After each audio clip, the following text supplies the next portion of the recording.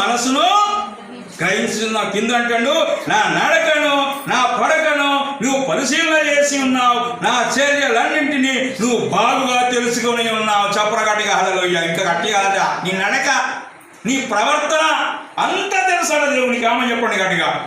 దేవుని దగ్గర మనము అబద్ధాలు ఆడితే తప్పించుకోరు బిడ్డ. ఆయన చూసే దేవుడు ఎటువైనా చూస్తాడు, ఏ ప్రాంతం వెళ్ళి చూస్తాడు.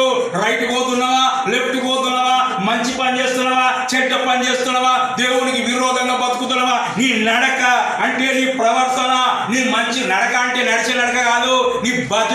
నీ బతుకులో యేసయ్య ఉన్నాడా, నీ బతుకులో స్తోత్రం ఏముంది, వేషధారణగా ఉంటున్నావా, పై భక్తి చేస్తున్నావా, ఓ ఇతరులకు స్తోత్రం విరోధంగా పనిచేస్తున్న సంగతి అంతా నువ్వు మనసులను మభ్యపెట్టవచ్చు, మనసులను మోసం చేయవచ్చు.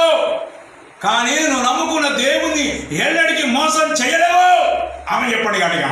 కాబట్టి నీ నడక నీ పడక అంటే పడకను కూడా దేవుడు గమనిస్తున్నాడు. ఆమె చెప్పండి గట్టిగా.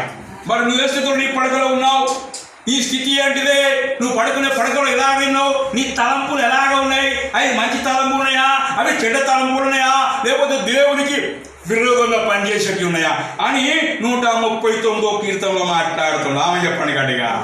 ఎక్కడ తప్పించుకుంటావు? అల్లెలు చెప్పండి గట్టిగా.